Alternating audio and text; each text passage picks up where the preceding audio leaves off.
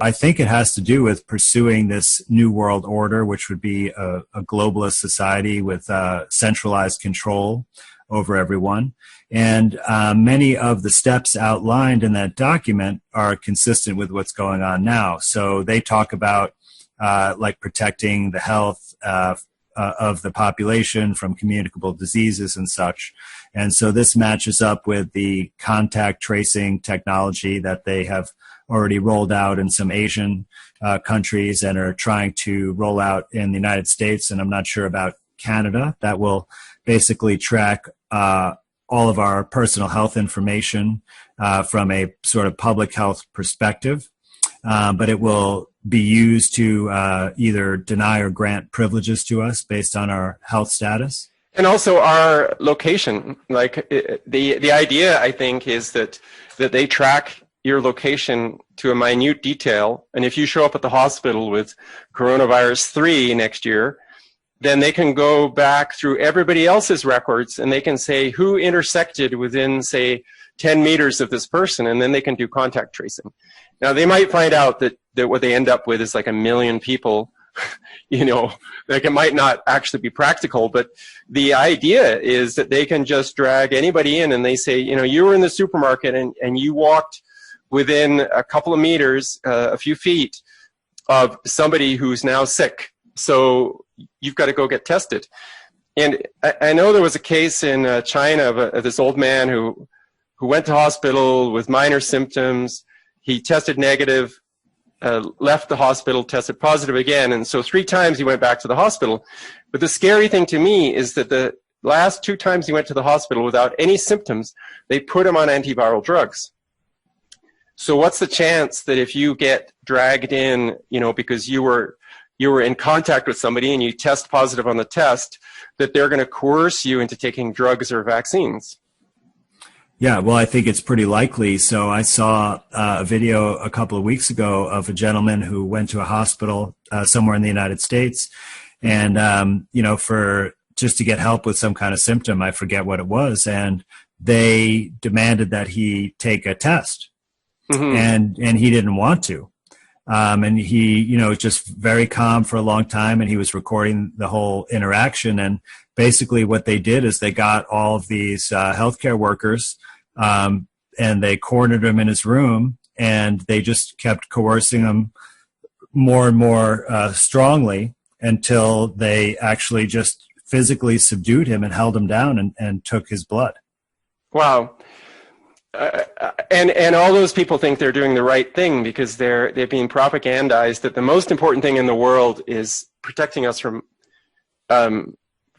viruses. And I mean, we have seen an incredible unity in the world where the Chinese and American and Italian and British government are acting as if they were joined at the hip, right? They're all doing the same things. They're reacting in the same way.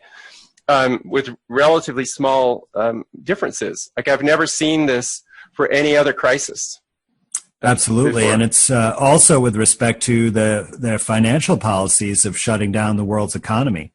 You know, they're all acting in concert with each other in almost every policy direction. And so this, you know, this is what really one of the main factors that leads me to think about this globalist agenda, because if all the governments are acting together, you know, then where's the sovereignty?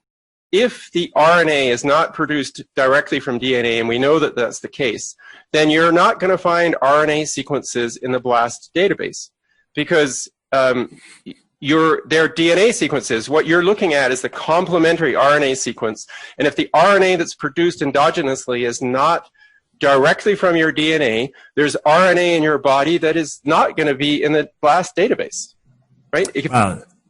David, that's a really good point. I can't believe I didn't think of that. But yeah, that's really good because there is processing of RNA strands after transcription. And so depending on if that occurs, you know, before you look at the sequence, it could be different than the DNA sequence. Yeah, I mean, if we had a BLAST database for RNA, then we could search that.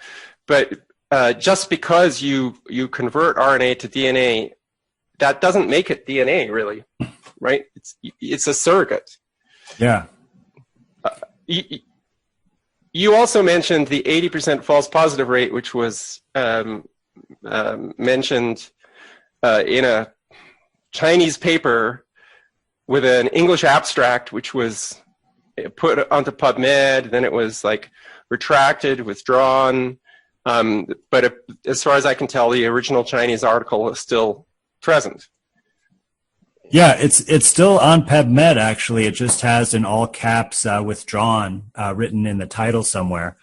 But yeah, it's quite interesting that paper was pulled for some reason. It certainly, it goes against the mainstream narrative. But, it's impossible to calculate an accurate error rate for the test because we don't know what it's testing. And there certainly is no gold standard to test it against.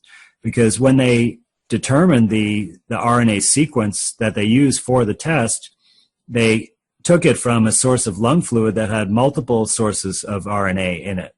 So how do you know where the RNA came from? The only way to do this experiment properly would be to first isolate the so-called viral particles and then extract the genetic material directly from them. And then you'd know it came from that particle, but it still wouldn't tell you necessarily what that particle was, but it would be a lot better than what we have now. Yes, I mean, this is something I've been saying from the beginning. It seems so obvious that if the virus exists, then particles exist with the RNA inside them. And if we purify those particles and we analyze the RNA, and the RNA is the 30,000 base sequence that is claimed to be coronavirus, then we're a lot closer to proof that it is actually viral. And of course, nobody's even tried to do that. No, and it's astonishing that they haven't, because you can find plenty of papers where they look at viruses from bacteria or algae where they actually do that experiment. They can. I mean, it's not that difficult actually to purify the virus particles because they're so much smaller than anything else.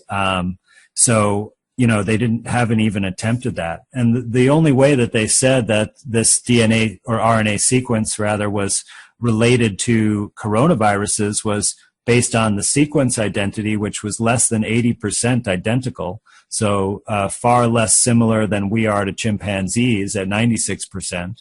Mm. And then if you look back at the SARS-CoV-1 virus, you'll see that they actually did the same exact procedure. So we don't really know what that sequence of RNA, the source of it is or what it represents. And, you can follow this chain of RNA back to the earliest papers, and you'll see that they did the same exact procedure. They must have flipped from using serology to DNA, to RNA, DNA at some point, and I assume that they found, samples with what they considered to be coronavirus antibodies, and they pulled out some RNA and said, "Oh, this is the coronavirus," without actually proving that it was ever in viral-like particles. Yeah, that's exactly right.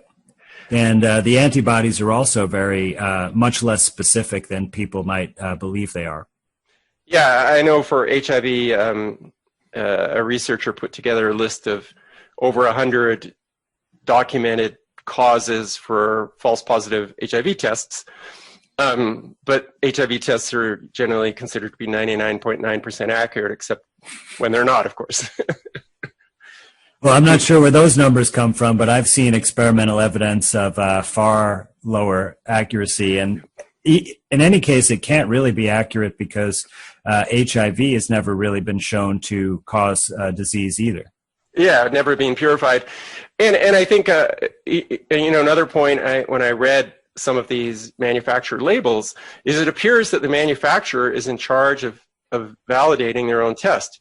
So if I was developing a test and I knew that I had to achieve 99% accurate to get like FDA approval, then I'm just going to sit there tweaking the test until we can run through, the samples we got from the FDA as sort of like standard reference samples until we can get our 99%. And once we get the 99%, you put it in a box, send it to the FDA, put a ribbon on it, and start selling it. So you're not going to send it to the FDA unless you've achieved that goal, if you even achieved it. Right. It's quite interesting you mentioned that because I recently met with someone who is an independent researcher and has gotten in some trouble for this. But this person actually worked on a clinical trial, or early clinical trial for AIDS, and was telling me that they had a conversation with another investigator who was doing the testing, like you're discussing the antibody tests. And they noticed something really strange is that the testing protocol required excessive dilution of the samples. Mm-hmm. And so he played around with it, trying to dilute it less, and basically it was 100% positive. So what they did is they created a test that was 100% positive in every person, and then diluted the sample enough to get the right percentage positive in the right people according to what you just described. So that was actually the trick that was used in that case. And of course, we know that manufacturers would never cheat, as we saw in the gas mileage scandal with Volkswagen, right? I mean, that's exactly what they were doing, right? Is that they were sending to, I guess, in the Department of Transportation or something, they were sending cars to the Department of Transportation that were programmed to detect that they were undergoing this specific test and then run far more efficiently than they would at any other time. Absolutely. Yeah. And, it's even easier in the case of the HIV test because it's never been FDA approved. So they didn't really, weren't required to submit all of the testing. Are you talking about the PCR test? The antibody test. Okay. I thought that those were, there's a list of there's an FDA list of antibody tests. The PCR tests say not for diagnosis, which is interesting. But the antibody tests do say diagnostic, but if it's not being officially approved, that wouldn't surprise me. Well, it's possible that there were more than one test and maybe some later test was approved. But my understanding is that the initial test never was applied for approval. It was just somehow allowed to be used. Maybe it had one of those emergency authorizations, like the current antibody test. Right. There is an anecdote in John Crutzen's book Science Fictions. It may be in another sort of old history of HIV, and it describes how they got Gallo's antibody test and it wasn't performing very well. And so Gallo bullied the CDC into allowing him sort of access to the samples. So he got access to the samples they were using to validate the test.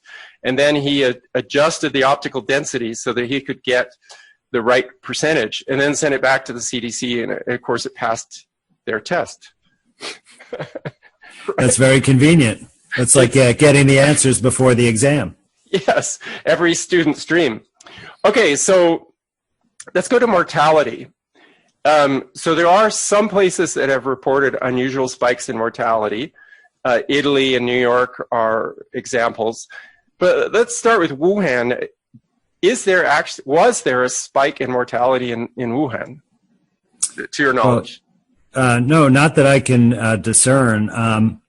The most accurate numbers that I was able to really look at, and I didn't focus a lot on China, but there was a professor at the University of Manitoba who used to be the chief public health officer for the province there, who gave a press conference about this, and he gave the official mortality numbers once everything was already really over in China.